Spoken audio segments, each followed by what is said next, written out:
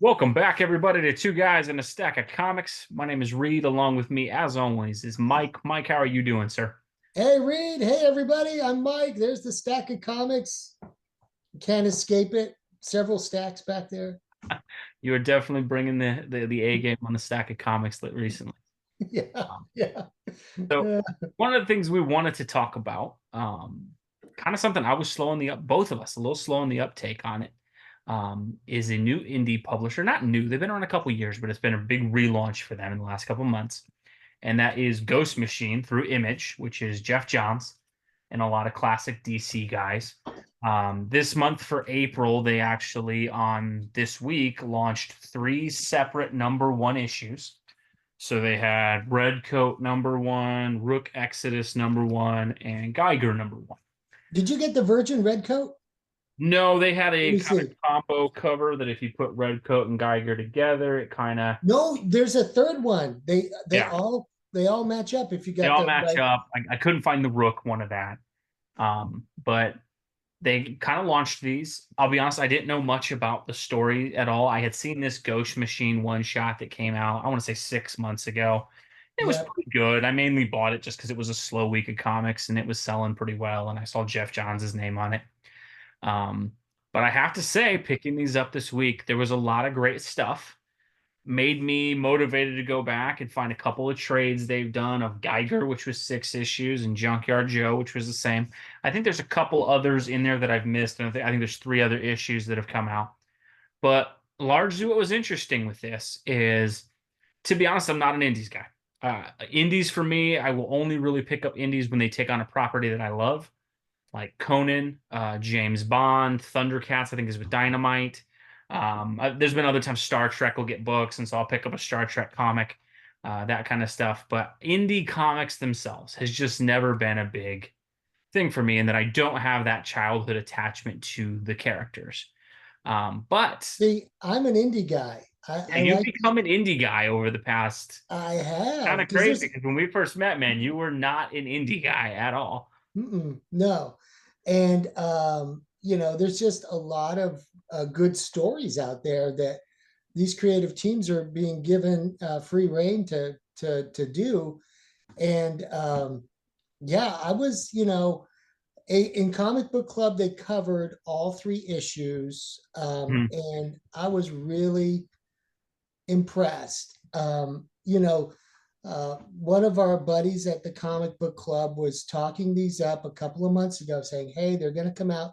Guess what? They're all sold out. I was like, I want to buy that issue. I went to the racks because we do comic book club at Dragon's Lair on Thursday nights Mhm. over there in Alamo Ranch, and it was gone. Yeah. So I missed the boat, but I loved Redcoat, and I loved the Geiger issue. Mhm. The guy that's kind of like a throwback to the Atomic Knights. It's a Yeah. post-nuclear world, and he's in a suit of armor, and the It's an king of interesting. Vegas is after him. It's like, Yeah, I think what I have to give them credit for on all of these is one, I think they're being really smart in their approach in that, I think in total there's only 3 books right now, but they're going to have some more down the line. But one of the things I got to give them a lot of credit for is only a couple of them. I think Geiger and Redcoat are kind of connected, and then this Rook Exodus thing just exists on its own. It's kind of its own thing, and so I think they're being very smart in keeping it manageable. I think that's a really genius idea with some of these companies. If you're going to do an interconnected universe, and I think that's one of the things I haven't liked about indies is I love the interconnected universe piece of Marvel and DC. I love that Silver Surfer exists in a world with Wolverine and Spider-Man and Daredevil, or Batman with Superman and Red Tornado and the Teen Titans or whatever, right? yeah, And I've yeah. always missed that of indies, and it's been hard for me to get into indies because of that. And so to see top-notch creatives launch their own thing and have where there's some connectivity, like Geiger and Redcoat, and I think that Junkyard Joe character all exist within the same universe, but then you've got this Rook Exodus thing on its own. It's Let, really let's break them down one at a time. Let's talk about Exodus. I know you really liked Exodus. I yeah. thought it was We're extremely groovy premise of world building, yeah. and and it sets up these two scavengers. One of them is the protagonist, and he's they talk to animals. Yeah, It's so largely the setup of Rook Exodus, you kind of have folks who left Earth to go to another sort of planet that they thought would be a suitable settlement for Earth. And it, again, could have connection to some of the stuff with Geiger because we'll talk about the plot of that. But largely, they're sent there. They're called wardens, I believe, in the story, and they get these yes, that sort of give them a connection to a certain animal type. And so your main character in this, he has a lot of connection to kind of birds, the crows, things crows. like that. You've got his He friend. talks to the crows, and like his thing is, so what's happened is they put in an atmosphere building image or machine Hmm. on this world to create an atmosphere, and it failed, and every most of the population got off the planet, but there was a large contingent of folks who weren't able to get off, and now they're trying to build these rockets so that they can escape, and they're left to find these scraps of rockets and try and put them together so they can get off their world. Yeah, no, it's really it's an interesting. And one of the things I appreciate about the Rook book, it's a lot of interesting concepts. I think one of the cool things that you can do, and this is the benefit of having so many good creatives, because they've got Jeff Johns on this with Jason Fabok. So you're talking two premier DC creators who, Those are some heavy hitters. couple years back were running the main Justice League stuff.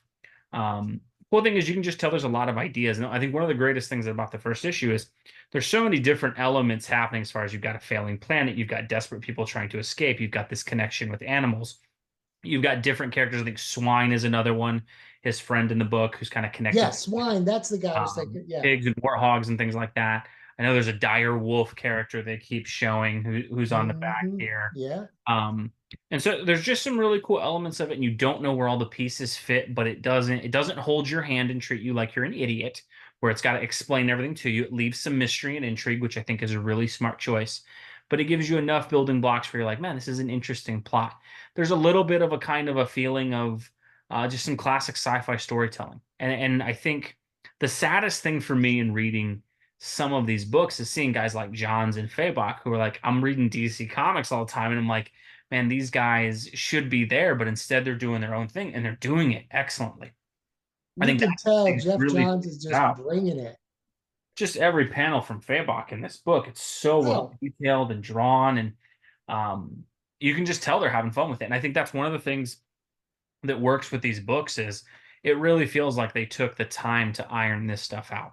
And that's one of the big complaints I have of modern comic books is it kind of feels like at times in some of these books like Spider-Man and some of the main books, it doesn't feel like they have a plan. It kind of they're just just slapping it's stuff just together. an issue and Peter Parker was here, and you look and it's like there's no overall arc to it. And I think what's kind of changed with comic books, that I think has really been interesting and not interesting really, it's been sad.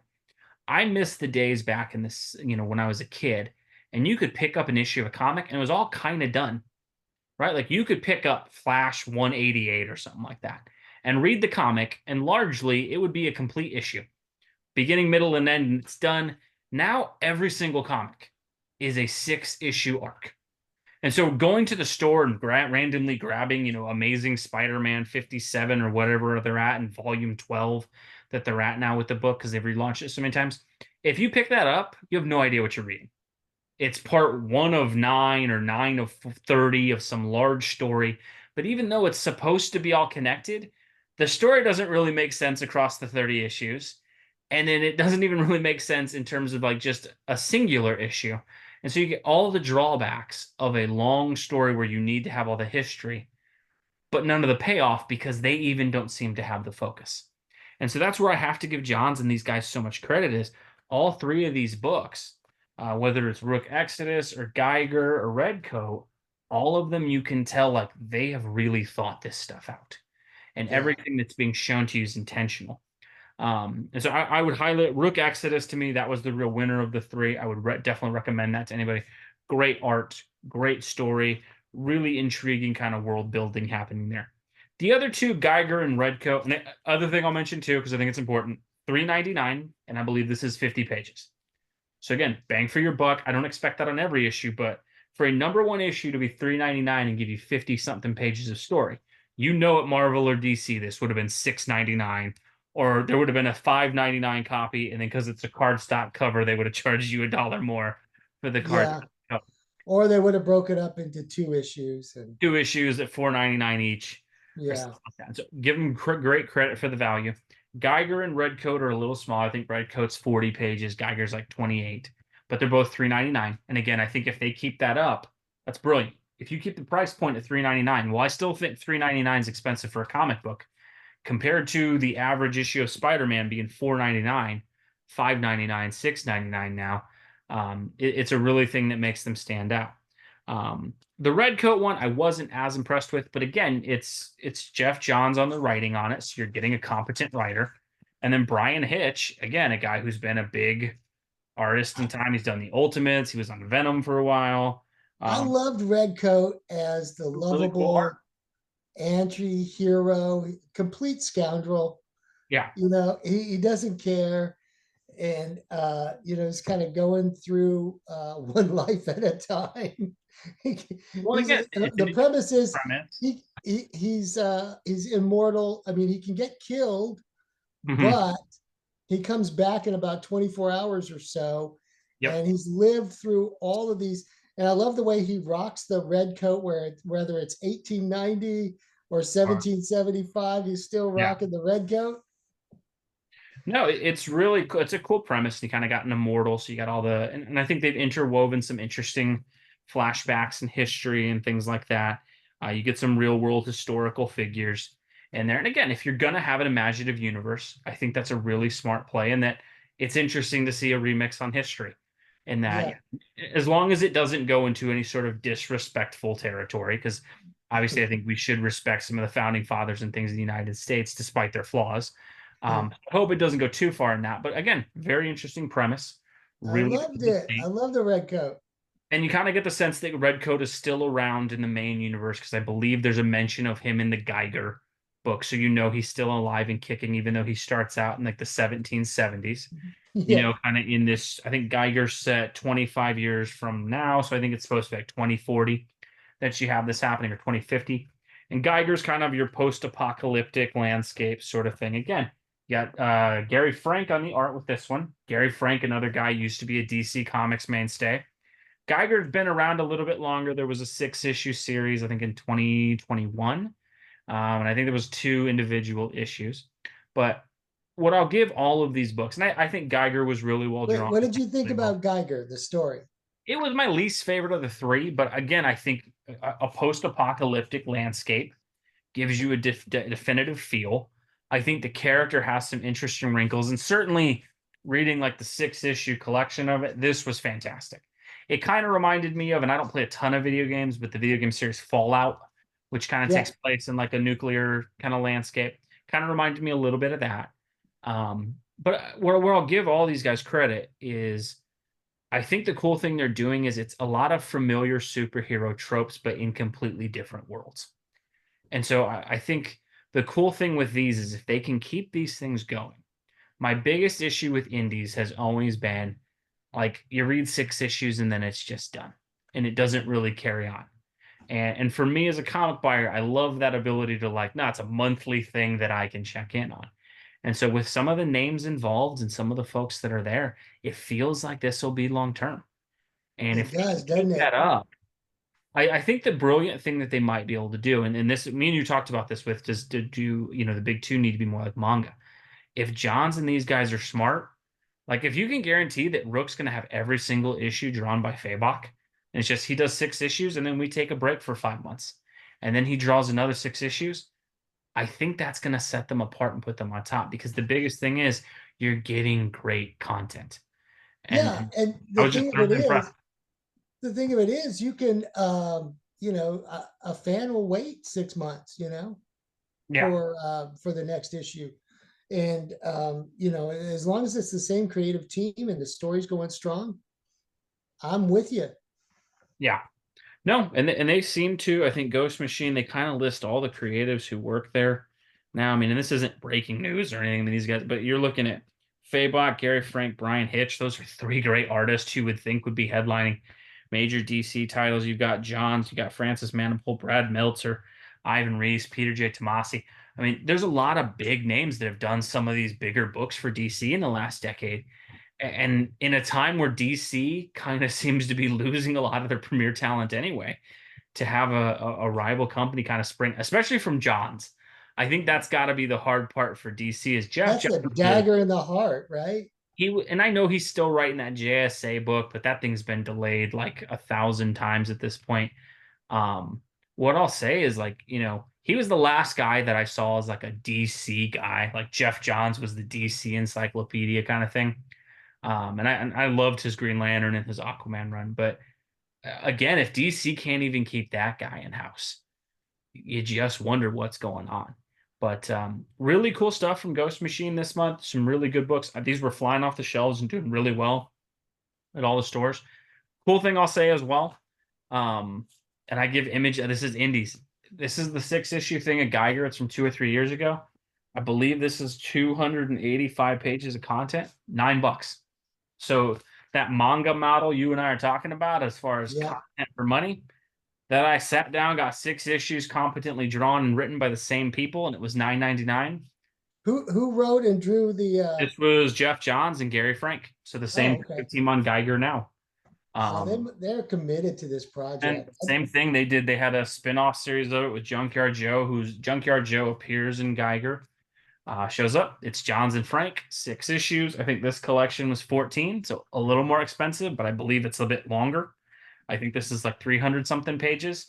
And again, same art team, same writer, consistency. It's crazy to me that some of these things are figuring it out and doing it so well. And we're seeing the big two just kind of, fail in that regard. But really cool stuff from Ghost Machine this month. Let us know what you guys think below. Did you check any of these books out? Are you excited for any of these? Were you on this earlier than I was? I was slow in the uptake. I was talked into it by a guy at my comic book shop this week to pick it up. I gave it a run. Absolutely loved it. And I'd say I'm all in at least for a few issues on all these if they keep it with the content. But if you're someone who picked up the original ones, what do you think about how it's going? Let us know below. Always interesting to get your thoughts. As always, we appreciate you watching. And if you enjoyed our content, please make sure you like and subscribe. We'll catch you in our Thanks, next video. everybody. Thanks.